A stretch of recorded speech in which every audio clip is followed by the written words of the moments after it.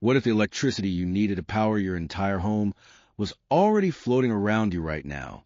Not in a solar panel on your roof, not in a wind turbine in your backyard, not in some expensive government-approved system that takes years to pay off. Just in the air, invisible, everywhere, free. And what if someone, not a scientist, not an engineer with a PhD, not a billion-dollar corporation, what if an ordinary person had already figured out how to pull it down and use it?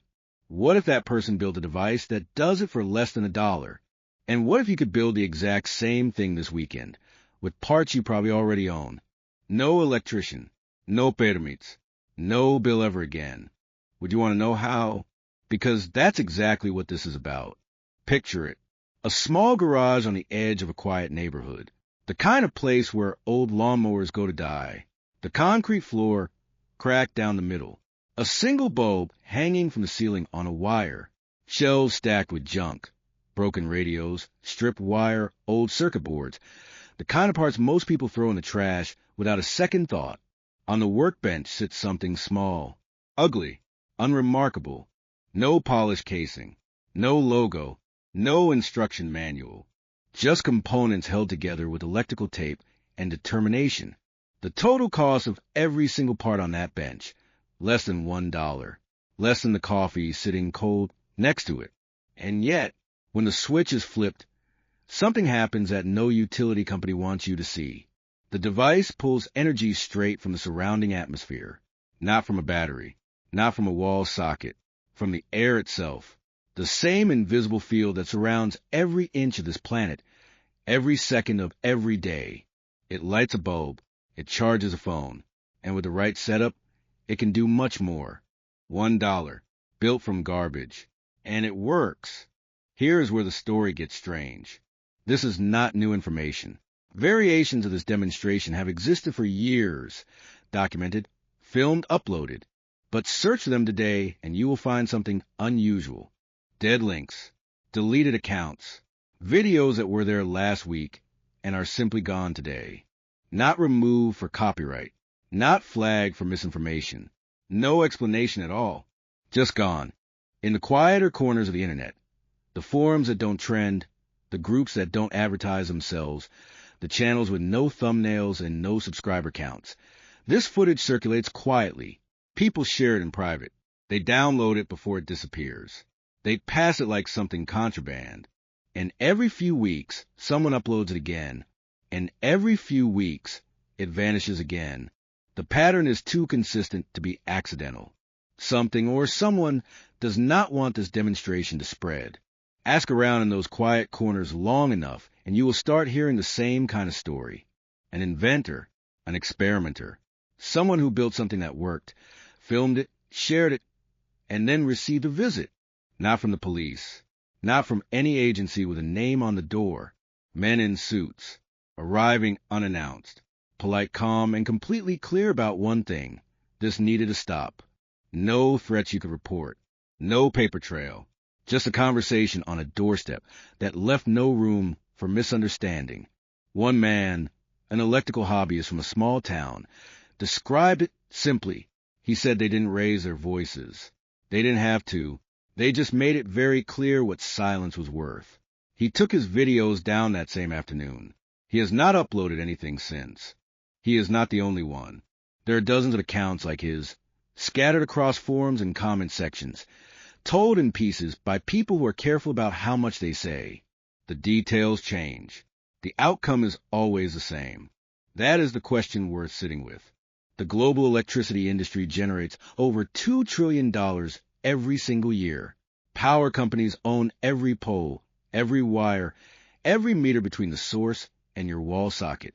They own the entire chain, and they charge you for every link in it. Now ask yourself, what happens to that business model if a device anyone can build for pocket change makes the entire chain unnecessary?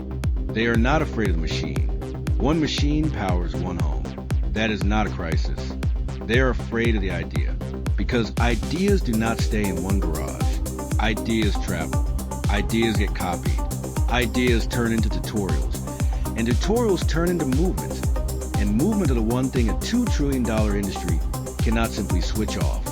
That is why the videos disappear. That is why the suits show up. That is why this information has been kept in the margins for so long. You didn't use more power. You didn't change anything. It just went up. That is not an accident. That is a system working exactly as it was designed to work. Not for you, but against you. Millions of families right now are making impossible choices. Heat or groceries, lights or rent. And every month the gap gets wider, the options get fewer, and the people at the top get richer. For years the answer was always the same. There is no alternative. You are dependent on the grid, and that is simply the way things are.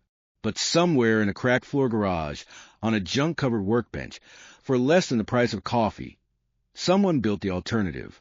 Every revolution starts the same way. Not in a boardroom, not in a laboratory with government funding and clean white walls. In a garage, in a shed, in the back of a cluttered basement where someone with dirty hands and a stubborn mind decides to stop waiting for permission. This is where it starts. With junk. You do not need a hardware store. You do not need a budget. You need to look at the things you already threw away. The old box fan in the corner of your garage. The one with the broken blade. The DC motor inside it still works. Pull it out. The drawer in your kitchen that you never fully close because it is stuffed with tangled wires, dead remotes, and magnets from a refrigerator door. Open it. The coffee cans, the soup cans, the tuna tins piling up in the recycling bin. Keep them. This is your parts list.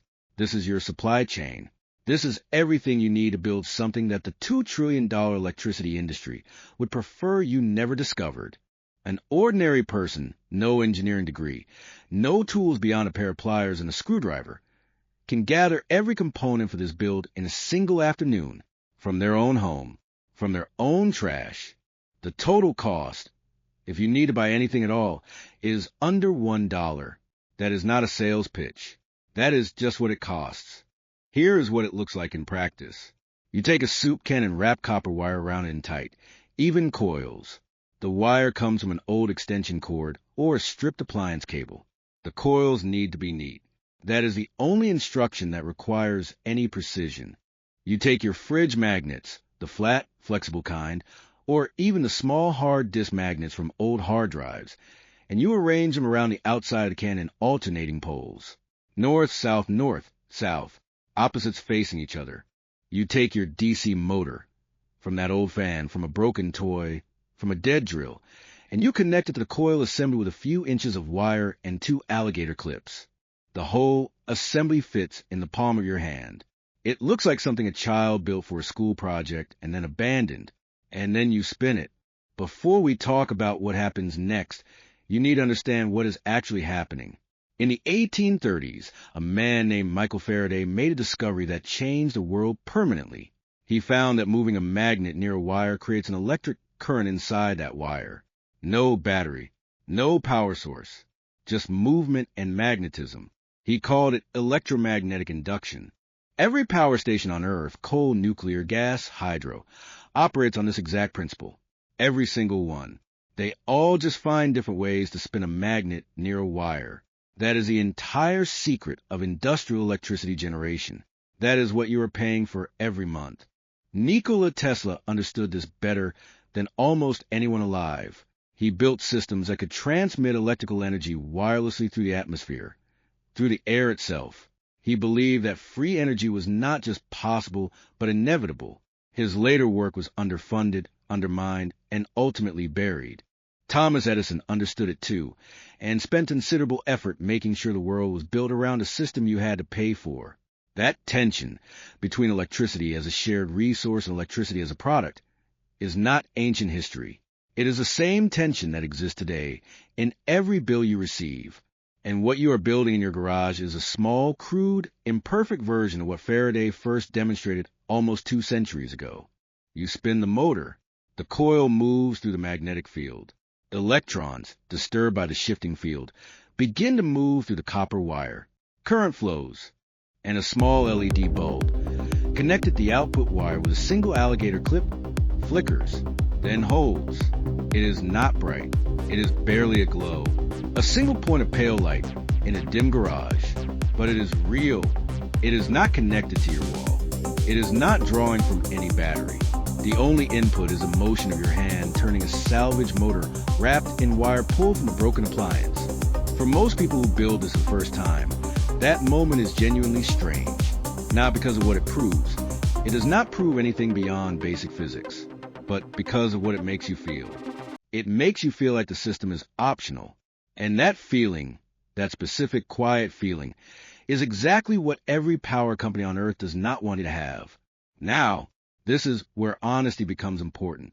Because the feeling of that moment, the flickering bulb, the sense of secret knowledge, the idea that you have found something hidden, that feeling has led many people down a very specific and very frustrating path. It is called Overunity. The idea is seductive. The device produces electricity from motion.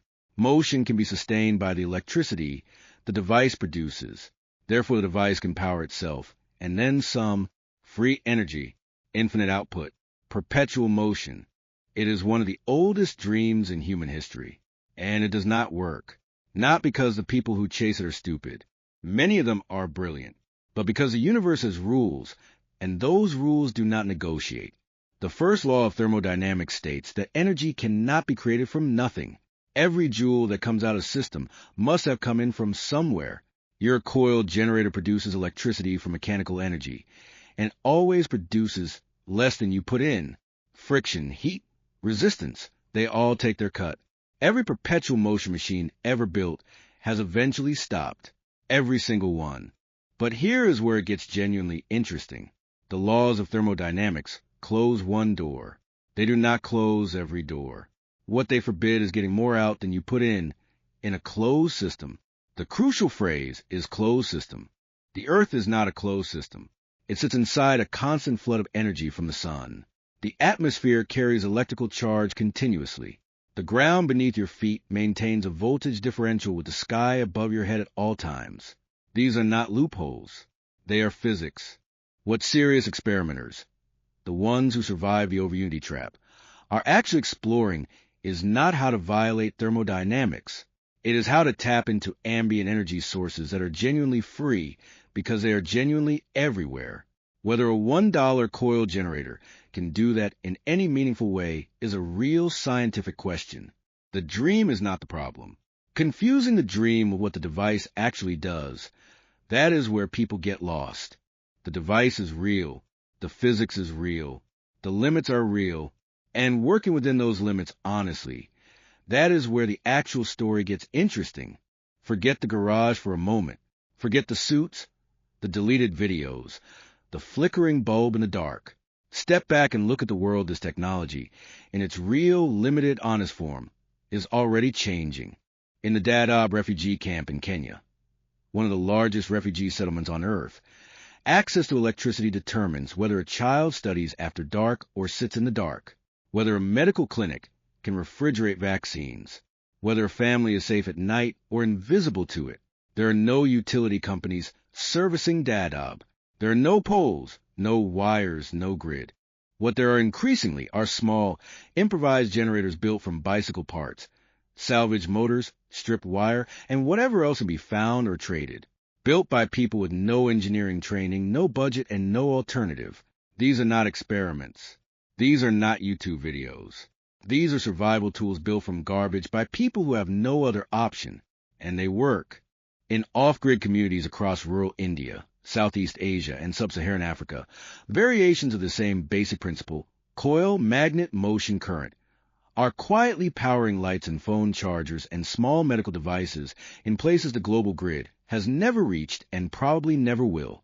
The $1 generator is not a fantasy in these places. It is infrastructure. Here is the business model of every major utility company. Explained simply, they own the means of generation.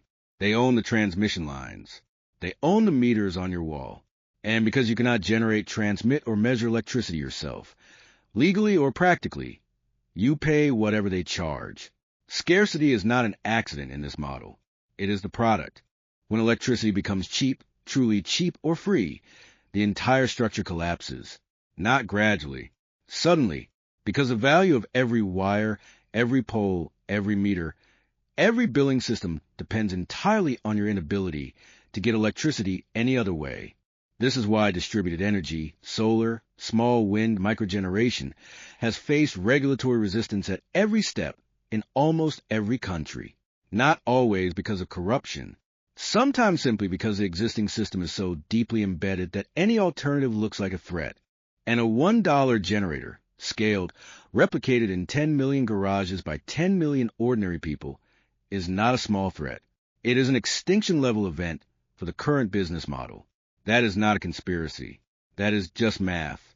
But here is what matters most, and it has nothing to do with copper wire or fridge magnets. The real idea behind this build is not electrical. It is economical. Maximum result from minimum input.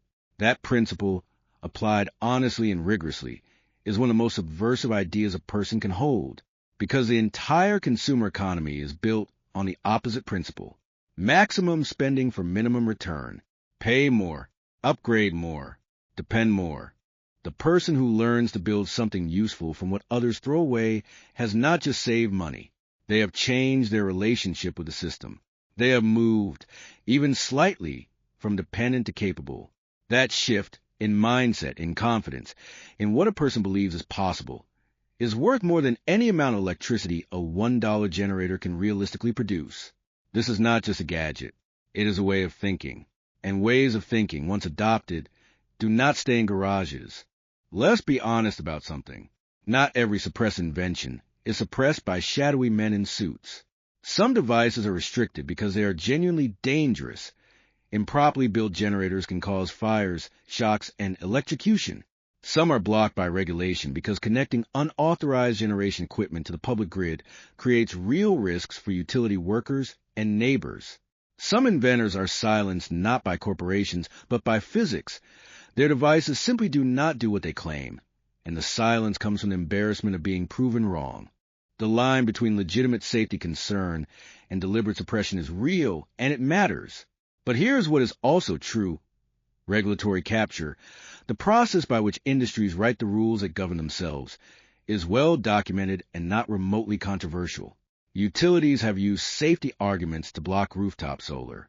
They have lobbied against net metering. They have fought, in court and in legislatures, to maintain their monopoly on generation and distribution. The suits may not always show up at your door. Sometimes they show up in committee rooms with briefcases full of lobbying money. The effect is the same. The bulb flickering in the garage is not the revolution. The revolution is the question that follows. If I can generate electricity from a coil and a magnet and a salvage motor, what else have I been told is impossible that isn't? If the physics textbook says this is possible, but the utility bill pretends it isn't, who else is pretending? And about what? If one person in the garage figured this out, how many other people and how many other garages are figuring out other things right now that we will not hear about for another decade? Those questions, once they take root, do not go away. They change how a person reads a bill, votes on an energy policy, evaluates a news story, responds to a politician. That is the real output of this machine. Not watts, not volts, clarity. So here's the question this video ends with. Not about electricity, not about generators. If your energy bill dropped to zero tomorrow, if that monthly pressure, that quiet financial fear, simply disappeared, what would you do with that freedom? Would you start the business you have been delaying? Spend differently? Give more? Build something? Think bigger? Because that is what is actually at stake here. Not a dollar's worth of copper wire. The mental space that financial pressure occupies, the low hum of anxiety that a monthly bill produces, that space, freed up, becomes something else. What would you build in that space? Leave it in the comments. And if this video is still here when you come back to watch it again, share it before it isn't.